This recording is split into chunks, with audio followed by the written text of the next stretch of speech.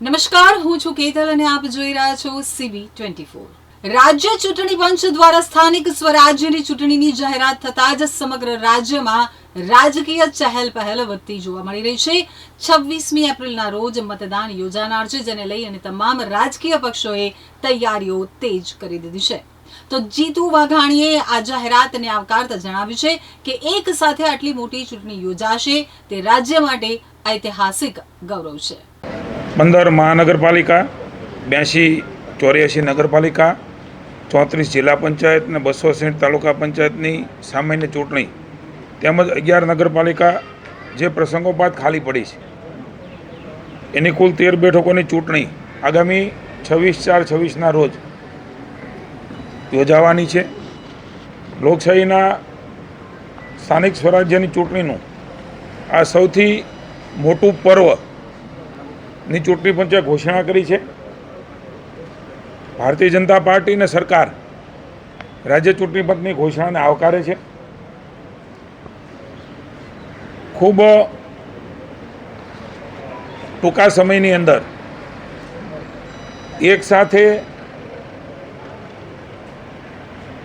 આટલી મોટી ચૂંટણી યોજવાનું પણ ઘણા વર્ષો પછી કદાચ ગુજરાતને એ ઐતિહાસિક ગૌરવ પ્રાપ્ત થયું છે.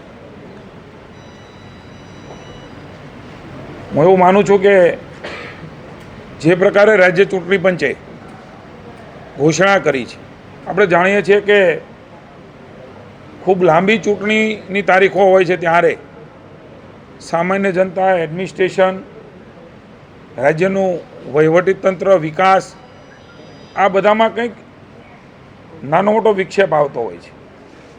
પણ જે પ્રકારની ચૂંટણીની સમયપત્રક છે એ સામાન્ય જનતાને થોડા દિવસોની અંદર પોતાનો પ્રતિનિધિ ચૂંટવા માટેનો અધિકાર એ મળવાનો છે. લગભગ એક સાથે 10,000 જેટલા સ્થાનિક સ્વરાજ્યના આશરે પ્રતિનિધિ ચૂંટવાનું સૌભાગ્ય એ જનતાને પ્રાપ્ત થવાનું છે.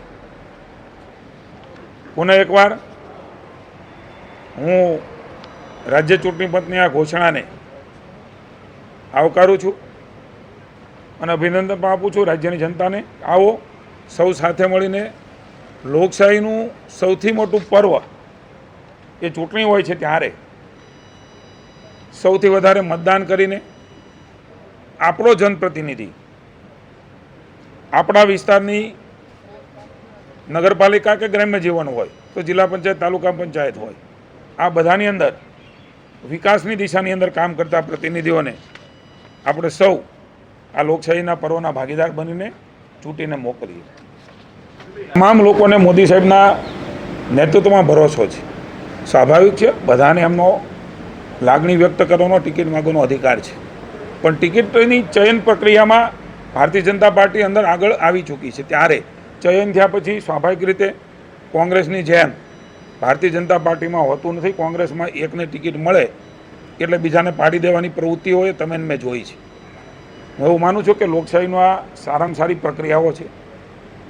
લોકોના ફોર્મ ભરાવા, રજૂઆત કરવી અને ભારતીય જનતા પાર્ટી એ સુપેર અને સારી રીતે કરી રહી છે.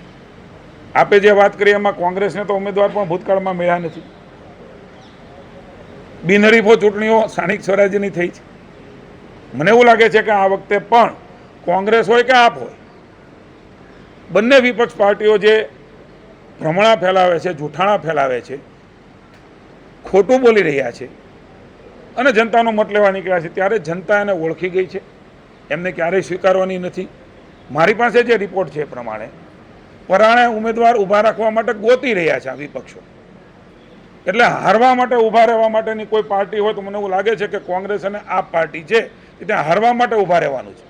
ભારતીય જનતા પાર્ટી એ મેનેજમેન્ટ, સંગઠનાત્મક વ્યૂહરચના, સંગઠન અને પારિવારિક તાકાત ઉપર જીતે છે. અમારો પરિવારનો ભાવ છે, જનતાનો પ્રેમ અમે જીતી રહ્યા છીએ. જ્યારે કોંગ્રેસે ઉમેદવાર મૂક્યા પછી હંમેશા રઝળતા અને રેઢા મૂકી દે છે. આ ઇતિહાસ. એટલે મારે તો એના ઉમેદવાર જે બનવા જઈ રહ્યા છે એમને વિનંતી છે કે એનો ભયવો ભૂતકાળ જોઈ લેજો.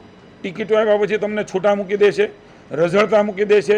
ન સંગઠન હશે, ન દિશા હશે, ન નીતિ હશે, જ્યારે ભારતીય જનતા પાર્ટી એ એકદમ પરફેક્ટ રીતે જનતાના આશીર્વાદ લેવા માટે થઈને એ મેદાનમાં ઉમેદવારની સાથે પડખે ઊભી રહે છે, જ્યારે કોંગ્રેસ એ રખડતા મૂકી દે છે.